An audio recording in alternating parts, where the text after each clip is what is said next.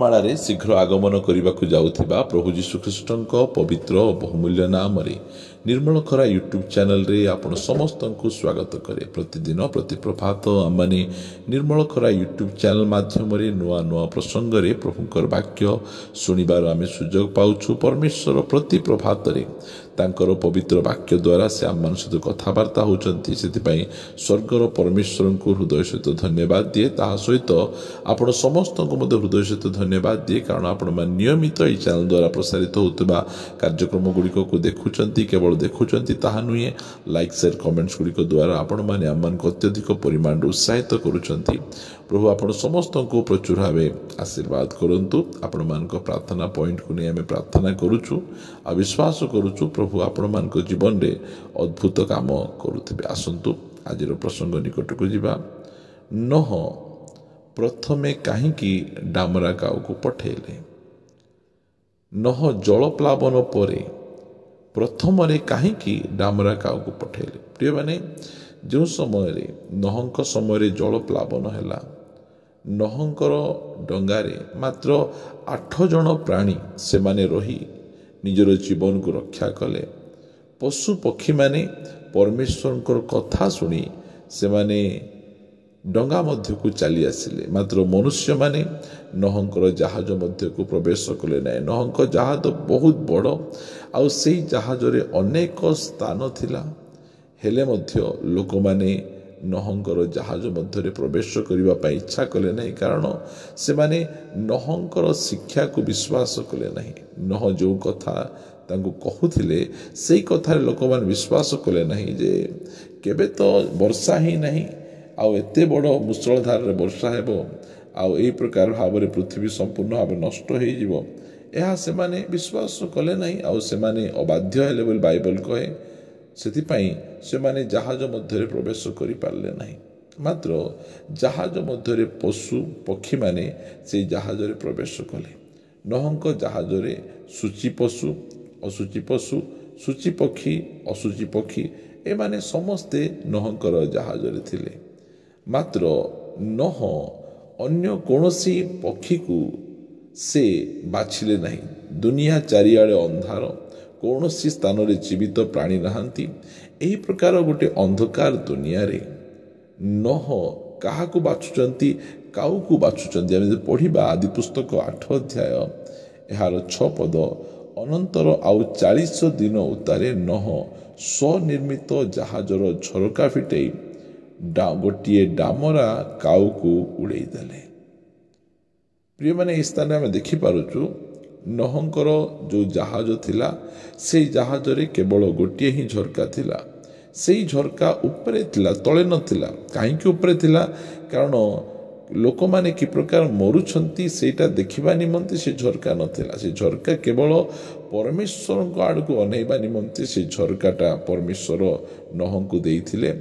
ଆଉ ନୋହ ସେହି ଝରକା, ଯେଉଁ ଝରକାରେ କି ପରମେଶ୍ୱରଙ୍କ ଆଡ଼କୁ ଆମେ ଅନେଇ ପାରିବା, ସେଇ ଝରକାକୁ ଫିଟେଇ ସେ କାଉକୁ ଉଡ଼େଇ ଦେଉଛନ୍ତି, କାଉକୁ ଛାଡ଼ୁଛନ୍ତି। ପ୍ରିୟମାନେ, ଯେଉଁ ଡାମରା କାଉ, ଏଇ ଯେଉଁ କାଉ କୌଣସି ଦେଶର କୌଣସି ବ୍ୟକ୍ତିର କେବେ ହେଲେ ମଧ୍ୟ ଗୋଟିଏ ପ୍ରିୟ ପକ୍ଷୀ ନାହିଁ। କାଉର ରଙ୍ଗକୁ ପସନ୍ଦ କରନ୍ତି ନାହିଁ।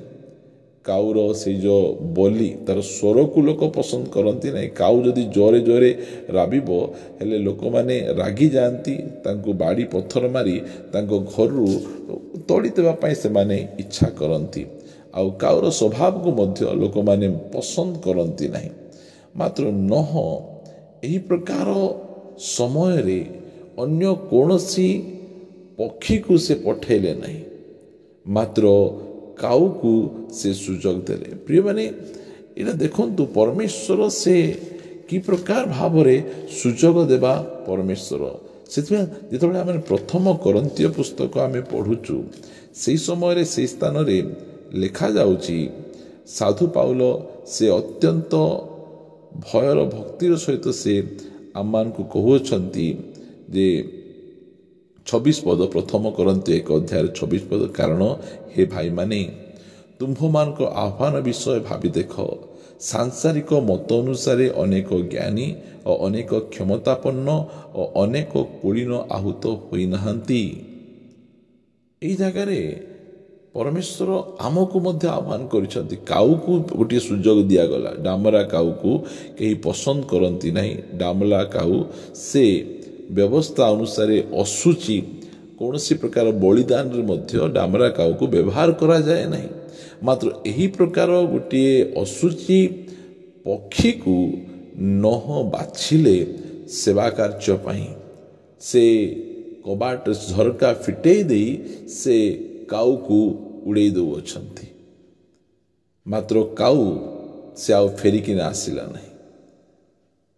ନହଙ୍କୁ ଆସି କୌଣସି ପ୍ରକାର ବାର୍ତ୍ତା ସେ ଦେଲା ନାହିଁ। ସେ ଯେଉଁ କାଉକୁ ନହ ସୁଯୋଗ ଦେଇଥିଲେ ସେ କାଉ ସେ ନିଜର ସେଇ ସୁଯୋଗର ସଦ୍ବ୍ୟବହାର କଲା ନାହିଁ। ପ୍ରିୟମାନେ, ଆଜି ପରମେଶ୍ୱର ଆମମାନଙ୍କୁ ମଧ୍ୟ ଏହି ଜଗତରେ ଅନେକ ଜ୍ଞାନୀ, ଅନେକ କ୍ଷମତାପନ୍ନ ଓ ଅନେକ କୁଳୀନ ଆହୁତ ହୋଇନାହାନ୍ତି। ମାତ୍ର ବାଇବଲ କହେ, ଯଦି ଆମେ 1 Corinthians 1:28 ଏଥିପାଇଁ ଈଶ୍ୱର ଜ୍ଞାନୀମାନଙ୍କୁ ଲଜ୍ଜା ଦେବା ନିମନ୍ତେ ଜଗତର ମୂର୍ଖ ବିଷୟ ସବୁ ମଣ୍ଡିତ କଲେ, ପୁଣି ବଳବାନ ବିଷୟକୁ ଲଜ୍ଜା ଦେବା ନିମନ୍ତେ ଈଶ୍ୱର ଜଗତର ଦୁର୍ବଳ ବିଷୟ ସବୁ ମଣ୍ଡିତ କଲେ। ଆଉ ଯାହା ଜଗତ ଚକ୍ଷୁରେ ମାନ୍ୟଗଣ୍ୟ ସେ ସବୁକୁ ବ୍ୟର୍ଥ କରିବା ନିମନ୍ତେ ଈଶ୍ୱର ଜଗତର ନୀଚ ଓ ତୁଚ୍ଛ ବିଷୟ ଗୁଡ଼ିକ ହିଁ ନଗଣ୍ୟ ବିଷୟ ଗୁଡ଼ିକକୁ ମଣ୍ଡିତ କଲେ। ପ୍ରିୟମାନେ, ପରମେଶ୍ୱର ଆମକୁ ସୁଯୋଗ ଦେଇଛନ୍ତି। ଯେଉଁ ସମୟରେ ଜିହୁଦୀ ଲୋକମାନେ ସେମାନେ ପ୍ରଭୁଙ୍କର ବାକ୍ୟକୁ ଅମାନ୍ୟ କଲେ, ସେମାନେ ଶୁଣିଲେ ନାହିଁ, ପ୍ରଭୁଙ୍କ ବିରୁଦ୍ଧାଚରଣ କଲେ, ପ୍ରଭୁଙ୍କୁ କ୍ରୁଶରେ ଚଢ଼ାଇଲେ, ପରମେଶ୍ୱର ଆମମାନଙ୍କ ପରି ସାଧାରଣ ଲୋକମାନଙ୍କୁ ସେ ସୁଯୋଗ ଦେଇଛନ୍ତି ତାଙ୍କର ସେବା କାର୍ଯ୍ୟ କରିବା ପାଇଁ। ଏହା ପରମେଶ୍ୱରଙ୍କ ଦୟା, ଏହା ପରମେଶ୍ୱରଙ୍କର ଅନୁଗ୍ରହ। ସେଥିପାଇଁ ପାଉଲ ଏଫେସୀୟକୁ ସେ ଲେଖୁଛନ୍ତି ଯେ ସୁଯୋଗର ସଦ୍ବ୍ୟବହାର କର, କାରଣ କାଳ ମନ୍ଦ ଅଟେ। ପ୍ରିୟମାନେ, ଆମେ ଯେଉଁ ସୁଯୋଗ ଆମକୁ ପ୍ରଭୁ ଦେଇଛନ୍ତି, ଆମ ପାଖରେ ଏତେ ଟ୍ୟାଲେଣ୍ଟ ନାହିଁ, ଆମେ ଏତେ ଜ୍ଞାନୀ ନାହୁଁ, ଆମେ ଏତେ ଉଚ୍ଚ ବ୍ୟାକଗ୍ରାଉଣ୍ଡରୁ ମଧ୍ୟ ଆସିନାହୁଁ। ପରମେଶ୍ୱର ଆମମାନଙ୍କୁ ଅନୁଗ୍ରହ କରି ଡାମରା କାଉକୁ ଯେଉଁ ପ୍ରକାର ଗୋଟେ ସୁଯୋଗ ଦିଆଯାଇଥିଲା ସେ ସୁଯୋଗ ଆମକୁ ପ୍ରଭୁ ଦେଇଛନ୍ତି। ମାତ୍ର ସେହି ଡାମରା କାଉ ନହଙ୍କର ସେ ସୁଯୋଗର ସଦ୍ବ୍ୟବହାର କଲେ ନାହିଁ। ସେ ଆଉ ଫେରିକିନା ଡଙ୍ଗା ମଧ୍ୟକୁ ଆସିଲେ ନାହିଁ। ମାତ୍ର ପରମେଶ୍ୱର ଆଉ ଗୋଟେ ଥର ଏଲିୟଙ୍କ ସମୟରେ ଡାମରା କାଉକୁ ସୁଯୋଗ ଦେଲେ। ସେହି ସମୟରେ ସେ ସୁଯୋଗର ସଦ୍ବ୍ୟବହାର କଲେ। ପ୍ରିୟମାନେ, ପରମେଶ୍ୱର ସୁଯୋଗ ଦେବା ପ୍ରଭୁ ଅଟନ୍ତି। ଏଲିୟଙ୍କ ସମୟରେ ଏଲିୟଙ୍କୁ ଯେଉଁ ସମୟରେ ଭୋକ ଲାଗୁଥିଲା ସେହି ସମୟରେ କାଉମାନେ, ଗୋଟେ କାଉ ନାହିଁ, 2ଟା କାଉ ନାହିଁ, ଆମେ କାକମାନଙ୍କୁ ଆମେ କହିଛୁ ସେ ତୁମକୁ ଆଣିକିନା ଆହାର ଯୋଗାଇ ଦେବେ। ଏଲିୟଙ୍କ ସମୟରେ ସେହି କାଉମାନେ ସୁଯୋଗର ସଦ୍ବ୍ୟବହାର କଲେ। ନହଙ୍କ ସମୟରେ ସେମାନେ କୌଣସି ପ୍ରକାର ଭାବରେ ସୁଯୋଗର ସଦ୍ବ୍ୟବହାର କଲେ ନାହିଁ। ମାତ୍ର ଏଲିୟଙ୍କ ସମୟରେ ସେମାନେ ପ୍ରଭୁଙ୍କ ଦାସ ଏଲିୟଙ୍କର ଅତି ସୁନ୍ଦର ଭାବରେ ସେ ଯତ୍ନ ନେଇଛନ୍ତି। ଉପଯୁକ୍ତ ସମୟରେ ରୁଟି ମାଂସ, ଉପଯୁକ୍ତ ସମୟରେ ରୁଟି ମାଂସ ସେମାନେ ଯୋଗାଇଛନ୍ତି। ପ୍ରିୟମାନେ, ଆମର ପରମେଶ୍ୱର ଆମକୁ ସୁଯୋଗ ଦେବା ପରମେଶ୍ୱର, ସୁଯୋଗ ଉପରେ ସୁଯୋଗ ଦେବା ପରମେଶ୍ୱର। ଜଗତର ମାନ୍ୟଗଣ୍ୟ ଲୋକମାନେ ଥିଲେ ମଧ୍ୟ ଆମକୁ ସେ ବାଛିଲେ। ଆମେ ଗୋଟେ ଥର ପରମେଶ୍ୱରଙ୍କ ଆହ୍ୱାନକୁ ଆମେ ତିରସ୍କାର କଲୁ, ଆମକୁ ଆଉ ଗୋଟେ ଥର ସୁଯୋଗ ଦେଇଛନ୍ତି। ସେ କାଉକୁ ସେକେଣ୍ଡ ଟାଇମ୍ ଯେତେବେଳେ ସୁଯୋଗ ଦିଆଗଲା ସେତେବେଳେ ସେ ସୁଯୋଗର ସଦ୍ବ୍ୟବହାର କଲେ। ପ୍ରଭୁଙ୍କ ଦାସ ଏଲିୟଙ୍କର ଅତି ସୁନ୍ଦର ଭାବରେ ଯତ୍ନ ତତ୍ତ୍ୱ ସେ ନେଲେ। ପ୍ରିୟ ପ୍ରଭୁଙ୍କ ଲୋକମାନେ, ଆସନ୍ତୁ ପରମେଶ୍ୱର ଯେଉଁ ସୁଯୋଗ ଆମକୁ ଦେଇଛନ୍ତି ସେହି ସୁଯୋଗର ଆମେ ସଦ୍ବ୍ୟବହାର କରିବା। ଆମେ ଜଗତ ଦୃଷ୍ଟିରେ କୌଣସି ପ୍ରକାର ଭାବରେ ମାନ୍ୟଗଣ୍ୟ ନାହୁଁ, ମାତ୍ର ପରମେଶ୍ୱରଙ୍କ ଦୃଷ୍ଟିରେ ଆମମାନେ ଅନୁଗ୍ରହ ପାଇଅଛୁ। ଯେଉଁ ସେବକ ପଦ, ଯେଉଁ ଦାୟିତ୍ୱ, ଯେଉଁ ମନୋନୀତ ଆମକୁ କରିଛନ୍ତି ତାହାକୁ ଆମେ ବ୍ୟର୍ଥ ଆମେ କରିବା ନାହିଁ। ଆସନ୍ତୁ ପଦେ ପ୍ରାର୍ଥନା କରିବା। ପିତା, ମୁଁ ତୁମକୁ ଧନ୍ୟବାଦ ଦେଉଛି ଯେ ତୁମେ ଆମକୁ ଏତେ ସୁନ୍ଦର ସୁଯୋଗ ତୁମେ ଦେଇଛ। ଆମମାନଙ୍କର ସ୍ୱଭାବ କାଉଠାରୁ ମଧ୍ୟ ହୀନ, ହେଲେ ମଧ୍ୟ ପ୍ରଭୁ ତୁମେ ଆମମାନଙ୍କୁ ଦୟାକରି ଅନୁଗ୍ରହ କରି ତୁମକୁ ବାପା ବୋଲି ଡାକିବାର ଅଧିକାର ଦେଇଛ। ମଣ୍ଡଳୀ ମଧ୍ୟରେ କିଛି ଦାୟିତ୍ୱ ତୁମେ ଦେଇଛ। ମୁଁ ତୁମକୁ ଧନ୍ୟବାଦ ଦେଉଛି। ଏହି ସମୟରେ ଯେଉଁ ସୁଯୋଗ ପ୍ରଭୁ ସେ କାଉ उत्तम भाव व्यवहार करे से सुजोग को आम अति उत्तम भाव व्यवहार करी निज आह्वान योग्य आचरण करूँ से दयाकोरी तुम्हें आम को साहाय्य कर प्रभु प्रार्थना शुणिछ धन्यवाद दे प्रार्थना प्रिय प्रभु जीशु नाम रे मागुछु आमेन आमेन प्रेज द लॉर्ड प्रभु आपण समस्त को प्रचुर भाव आशीर्वाद करंतु प्रभु अनुग्रह कले आसंता अध्याय आ गोटे नुआ प्रसंग रे परस्पर सहित साक्षात करिबा रहिबा समस्त को नमस्कार praise the Lord God bless you.